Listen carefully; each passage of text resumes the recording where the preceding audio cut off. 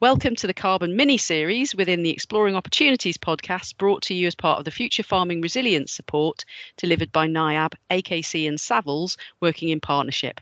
My name's Elizabeth Stockdale, Head of the Farming Systems team in NIAB. And today we're going to explore practical tips for reducing carbon footprint on farm in livestock systems with my guests Richard Simpson, Sarah Bolt and Christina Ford, all from Kingshay. Welcome.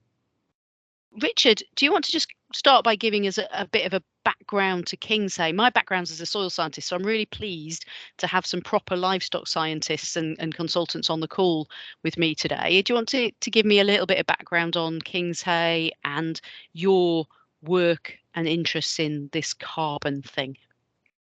Yes, thank you, Elizabeth. Hello, everyone. And many thanks for the invite to be involved today. Kingshay are a team of livestock specialists. Most of the work we do is with dairy producers.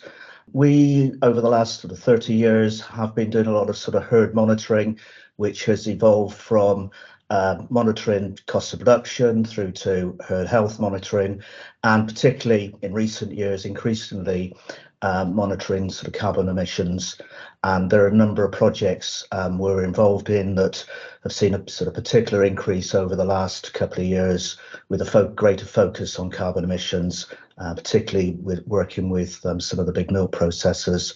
As the whole importance of carbon has come on the agenda, particularly with the requirement for food processors to establish their Scope 3 emissions.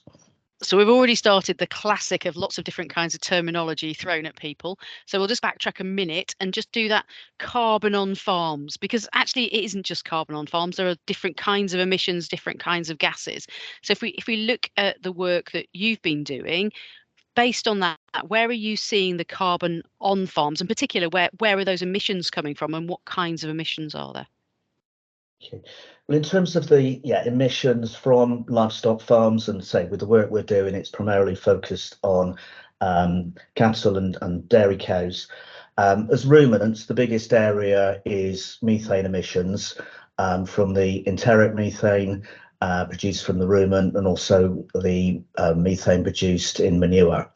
So methane tends to account for about 60% of overall emissions, and that is then followed by resource inputs, so particularly purchase feed inputs, and then fertilizer inputs in terms of imports onto farm, and then fertilizers then have emissions in terms of the use in terms of nitrous oxide production. So those are the majority of the emissions. And then finally there's the from a carbon point of view, within a dairy farm, the smaller inputs of fuel, electricity that are evaluated in terms of their carbon dioxide emissions. Okay, so those are ones, I guess, are the ones that are the true carbon emissions. The others, methane and nitrous oxide, are expressed in terms of their carbon and added up to give us that overall carbon footprint. But if we're going to take that into account, Sarah, we also need to recognise that there's also some carbon stored already on farm, particularly in our soils. So it's thought that the UK soils store about 10 billion tonnes of carbon. And to put that into perspective, that's approximately 57 times the UK's greenhouse gas emissions back in 2007. So we're storing, or have the potential to store, such a lot of carbon within our soils, and we really shouldn't forget that. Mm-hmm. And I guess there's also things like, and particularly in livestock systems, those barriers between fields, if they're hedges or trees, those can be quite big carbon stores too. Definitely. So I never remember the figures for that, but certainly our hedgerows do store a lot of that carbon, and obviously we hear a lot about how planting trees will help store carbon on our farms as well. So not to be missed, certainly. No, and I think one of the things about the new SFI payments is that they're really helping farmers look again, aren't they, at their hedges, to score them, to think about hedgerow trees, and to really think about managing hedgerows. Less at the moment around soils in SFI, but an opportunity to manage, to monitor, and to think about organic carbon and its store in soils. Certainly, I think under the soils parts of the SFI, we're looking at grant money to be able to measure organic matter. So that gives us a direct correlation with our soil organic carbon. So we're sort of looking at something around about the 60% of soil organic matter is carbon. So it's that it's knowing what our organic matter is. We have a really good idea as to what we're storing in our soils within the way of carbon. Excellent. So a really good opportunity for farmers to kind of take stock of that and to understand what the store they've got alongside the emissions. Christina, I've often heard it said that if we're more efficient in the way we produce things, then we'll actually have lower greenhouse gases. Is that right? Yeah, absolutely. So I think that, especially in particularly with dairy, is work that I've kind of focused on. In improving efficiencies means that you've got healthier animals. So if you've got reduced mastitis and things like that, they're much more efficient. They're going to utilize the feed more efficiently, and then they'll be on the farm for longer as well. All helps to reduce emissions overall. And there is a little bit of a suggestion that going faster to slaughter in terms of the young stock is actually a good way of reducing greenhouse gas emissions. But I think there's a bit of pros and cons on that. Is there a way we might want to think about using grassland perhaps differently? Or is that just not a nice, simple solution? I guess it's having a think about the carbon costs of purchased feeds versus the carbon costs of growing our own forage. So you could potentially say that a slightly slower grown animal that is grass fed would have a lower carbon impact than an animal which is perhaps fed a high imported feed, particularly a high soya or other high carbon footprint feed. So I think that sort of in simple terms, that's quite a good way to look at it. And I guess there are other things we need to think about as well as carbon. So if it might be about animal welfare, or we pasture fed livestock, and meat quality might also be part of those conversations, not just carbon. So it's important not to just be or simplistic and think about just one thing and be driven only by those carbon conversations. Absolutely. We do a lot of work on biodiversity as well. So looking at the whole ecosystem of the farm and sort of all sorts of parts of sustainability. So you've got social sustainability, getting the general public on farm and showing them what you're doing, and kind of selling that story about, working with nature rather than against nature and that side of things. If we kind of go back to some of those big sources of emissions, we've got our animals healthy, we're managing them and keeping their welfare at high levels, so their health status is good. I think, Richard, you said that nitrogen fertilizer was potentially a big source of emissions on livestock farms. In a grassland system, I guess we've got an opportunity to perhaps integrate more legumes into the system alongside the grass than they might do in arable systems. But there must be pros and cons of doing that. Is that something that we should be looking at more? Yeah, definitely. I mean, at Kingshay, we've been doing work with clover and sort of mixed grass clover lays for 30 years now, and have shown sort of clear benefits in including clover in a sward, not just from the nitrogen producing potential of the clover, but it also increases intakes. So including sort of 30% clover in a sward can increase intakes up to about 2 litres per cow per day. So there's benefits there from an efficiency point of view.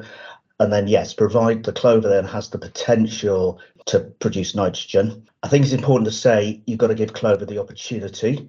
If you add a lot of bag nitrogen, then the nodules won't necessarily develop to be able to produce the nitrogen. But yeah, clover, and I think we've seen over the last couple of years with the significant rise in nitrogen prices, then from an economic point of view, farmers have looked to use nitrogen more efficiently, and clover is one of the legumes that's been a valuable tool to achieve that.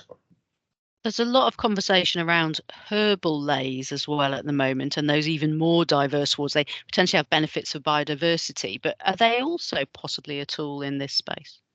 I certainly believe so. I think sort of just incorporating even just a single white clover into a soil that's perhaps got a lower than average soil carbon will actually help increase that soil carbon.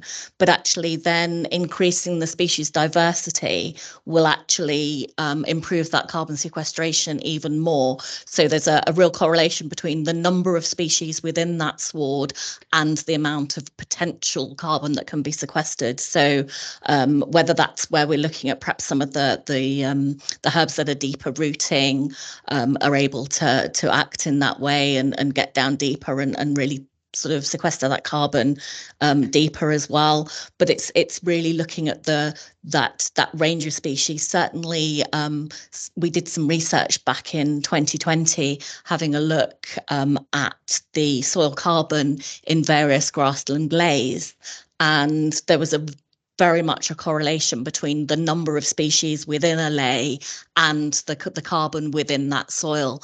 And it was just sort of, again, that's been proven not only by our research work, but by various other researchers across the world. So I think it's really important to actually think about some of these herbal lays and the job that they can do in both sequestering carbon, but also being more efficient with our fertilizer usage and everything else.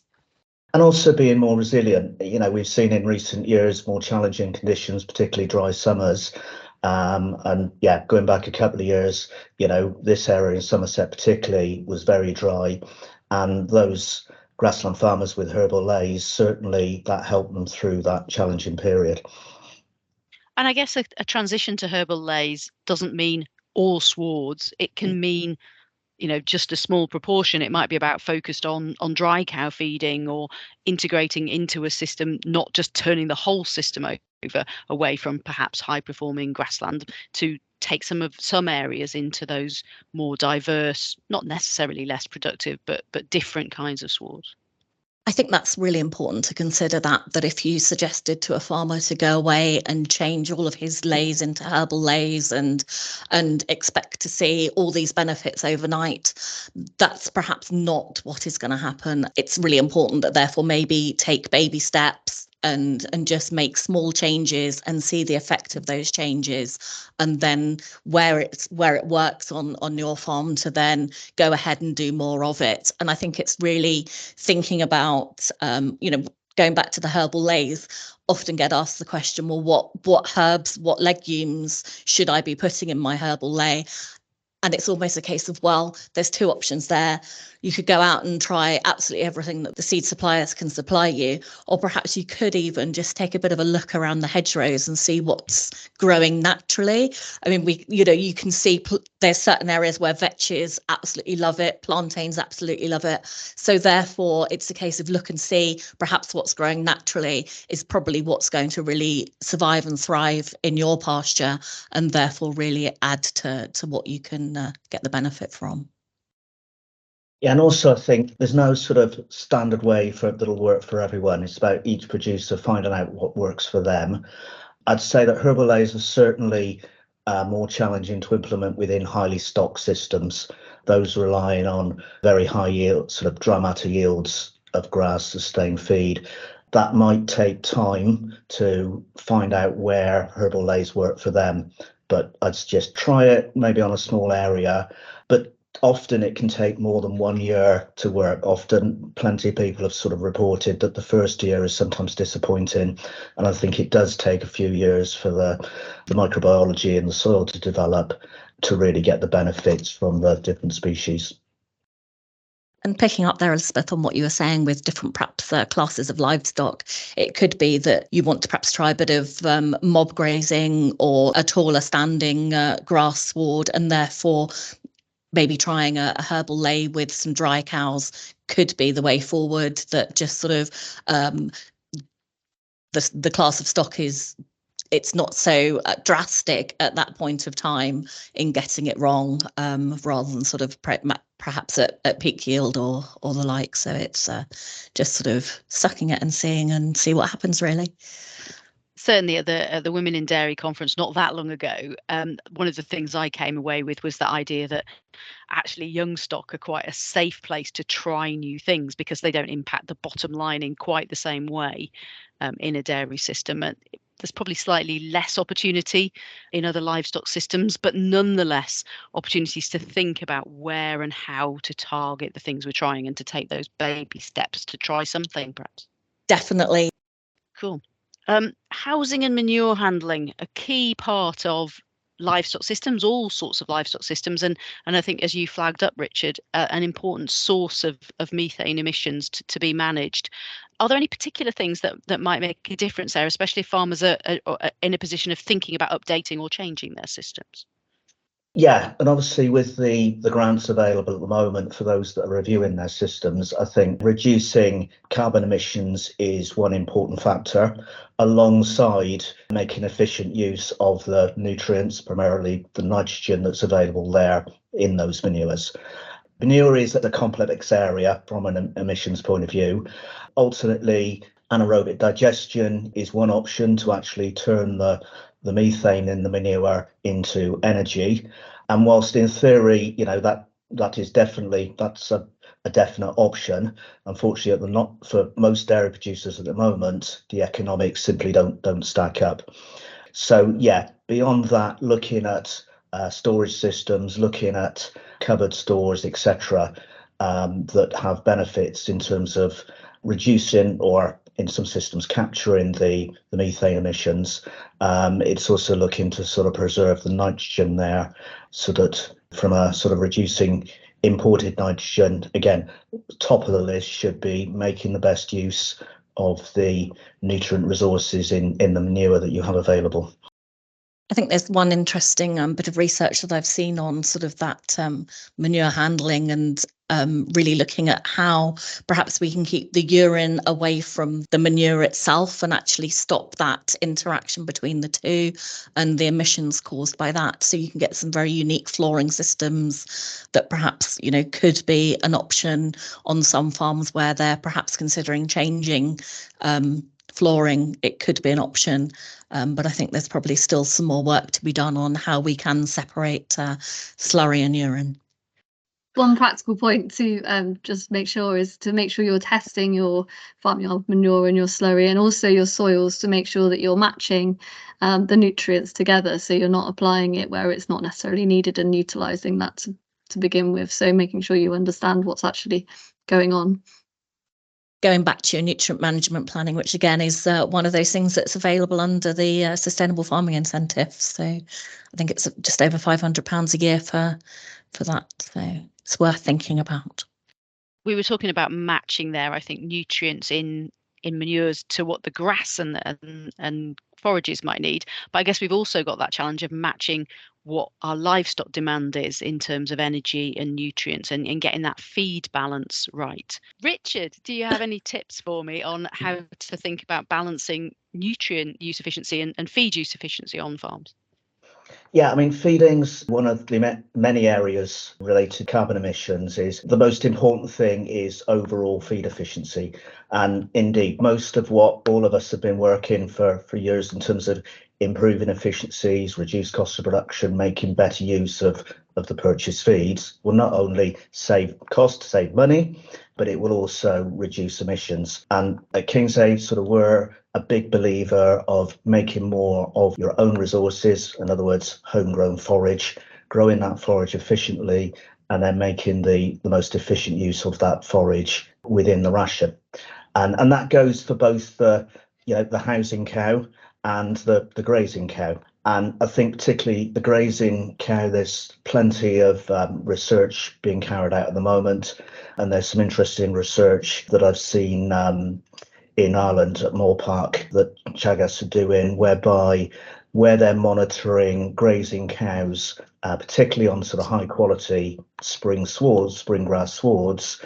They are recording significantly lower methane emissions from those grazing cows than the standard models predict. So I think when it comes to feeding, the focus is on making the most of the feeds available, but also looking at utilising purchased feeds with lower emissions. So obviously from a carbon point of view, soya can have a big carbon cost, particularly if it's been produced in areas where there's land use change happening. And indeed, I think there's a lot of work the we work with the dairy manager, with a lot of feed companies across the UK, and many of them now are able to give a carbon figure per tonne of feed for each of their different compounds, and they're pulling together different ranges without soya and with lower carbon emissions.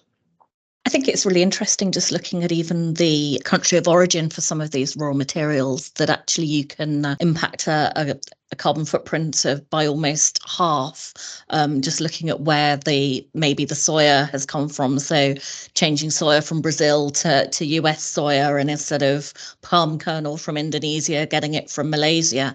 And I think it's just, yes, that might be sort of fine tuning, but actually if it can have still that 50% of the impact of the feed can still make a big difference. And it might not always mean taking soya out of the diet. There's some people that would say that taking soya out of the diet really doesn't suit their cows. So it's then looking at, well, what can I do in that situation? So there's also been some research looking at things we might add into some of those feeds, and it doesn't have to, it could be adding also into homegrown as well as into board. But some of those feed additives, are there any of those that you think, or is it something we should be keeping an eye on, Richard, in terms of things that might be coming in the near future? Yeah, there's certainly some interesting developments. I mean, in particular, we've done one study with a company called Mutual. They have a product which is a garlic and citrus extract. They've done research work with Lancaster University that has showed feeding that will reduce methane emissions by around 30%, purely from the favourable effect that has on the rumen, reducing the methane producing bacteria. Now, we did a study where we monitored the feeding of that supplement on 12 different farms, and then monitored production, milk quality, and health instances. And we showed some positive benefits. You know, it wasn't significantly different. I mean, there weren't really enough farms in the study, but yeah, that showed some positive difference, including a increase in production of solids, and a reduction in mastitis cases. There's then other research, and there's other products available. I mean, one that's not yet approved within the UK is the 3-NOP product, which again looks to reduce the methane producing bacteria in the rumen using a different technology. Again, the research on that looks favourable in terms of it's a similar sort of 30% reduction in methane. But I think from an individual farmer's point of view, we've got to look at those as an interesting option, but we've got to be wary of any unintended consequences. And at the moment, they fit into housed rations that are going through a diet feeder, not particularly to grazing herds. But then also there's the financial cost. And at the moment, there's no real financial incentive for the use of those. So the risk is they bring significant costs to the systems. And unless there are greater returns that can be obtained through the milk on meat contract, then from an individual farmer's point of view, they're not viable. So I'd see them as an option, but I'd say focus on efficiencies first. Richard, you took the words right out of my mouth. I was going to say, I think it's the fine tuning after you've got all your other efficiencies where they need to be. And I think, as you say, efficiency is really key. So, Sarah, given you were the last person talking just then, you get the horrible question. Well, maybe not a horrible question. There's a lot of talk about diet, and actually that perhaps one way of fixing all these nasty greenhouse gas emissions from livestock systems is just if we as customers stopped buying so many livestock products, that we started to cut those down or cut them out of our diets. How might that actually work at a systems level, and what kind of advice would you give to farmers who probably get asked that all the time? I was going to say this is one of my favourite questions, really, Elizabeth. I know most people probably shy away from it, but I really quite like it, and it's a shame that this hasn't got a video to it, because this little story works a little bit better when you can actually see me folding a bit of paper. So I'm going to start with a sheet of A4 paper, and if we imagine that sheet of A4 paper is the surface of the globe, And if we fold that in half, we've got our piece of A5 paper, which is the surface of the land, because obviously we can't really grow too much in our seas to be feeding us. If we fold that in half again, it's the amount of land surface that's actually habitable to human beings. So, you know, that's we're now down to our quarter of a size of A4 paper. And that piece of A6 paper is probably at the area of land that we can habit and farm. And so if we look at that, we think, well, that's actually quite good. We can feed our population of however many billion that we're going to get to over the next 10 years or so. And we can say, actually, that's quite a decent amount of land for us to be feeding the world on. However, if we cut grasslands out of that system, we're actually left with the size of a business card. We all know the size of a business card. So we can imagine we started with our A4 bit of paper and now we're down to our business card size. So we've now only got the land surface the size of the business card to actually be growing crops on that are crops. So unless as human beings we really learn how to digest grass and actually become ruminants ourselves, we're actually really limiting the amount of land we have available to grow food for ourselves. So I would say the answer is making sure we've still got our double-sized piece of paper and land surface to be actually feeding the world with. If we do cut meat out of the equation, we really have cut our food production in half. And I think that sort of sums it up for me, really. I don't know that there's any other way of putting it. And I think, yeah, livestock and particularly ruminants have got a lot of bad press over recent years in terms of their methane contributions and their supposed impact on global warming. But I think it's clear, and many of you have heard the sort of the latest research, which looks at treating methane as what it is, which is a relatively short-term gas. In other words, with a sort of half-life of around 10 years. And if we evaluate livestock systems under that new, what's known as GWP star methodology, then they're particularly within the UK, their contribution to global warming is significantly reduced. I mean, that was work carried out, led by Professor Miles Allen at Oxford University.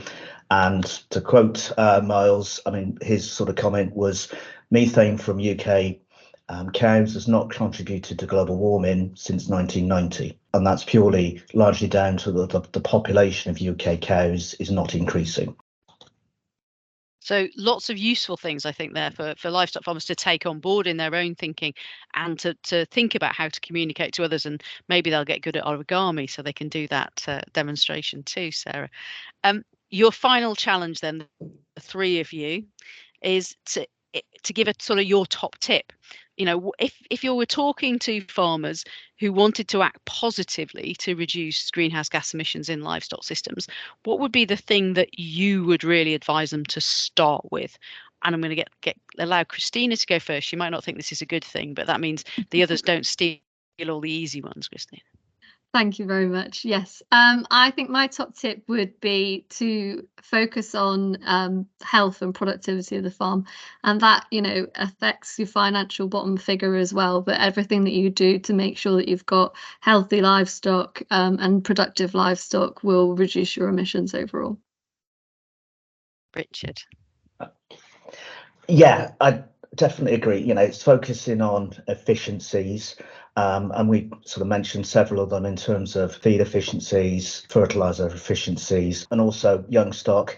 Again, a big focus, many is looking to grow young stock effectively within a dairy herd. That means bringing them through to calve at 2 years, because ultimately, from a carbon assessment point of view, they are overhead. They are not producing output. And when we look at carbon emissions in terms of per unit of output, the sooner and more efficiently we can get those young stock into the herd at the right size as productive animals, the sooner they're contributing and diluting the overall emissions.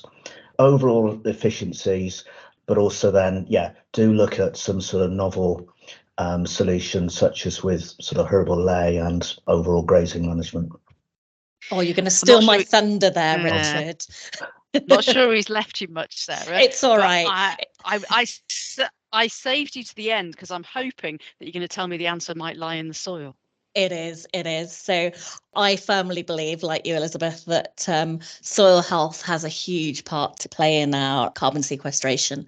So when we think about our soils and everything that's good for our soils, that's then good for our forage production, etc., is also good for carbon. So actually, if we're managing our grasslands for our livestock and doing it well, we're actually managing those soils for carbon. So actually really thinking about best practice in good pasture management. So not overgrazing, not undergrazing, thinking about the optimal pH to then make the most of our nutrient status that's currently within our soils, and sort of really good grassland production. So above ground biomass equals below ground biomass, and it's those roots that are sequestering that carbon. Therefore, the more grass we grow effectively, the more carbon we're potentially sequestering. So it's all good. It's, you know, if I was a grassland farmer, I'd be thinking, yes, keep growing my grass, and doing it well is certainly the way forward.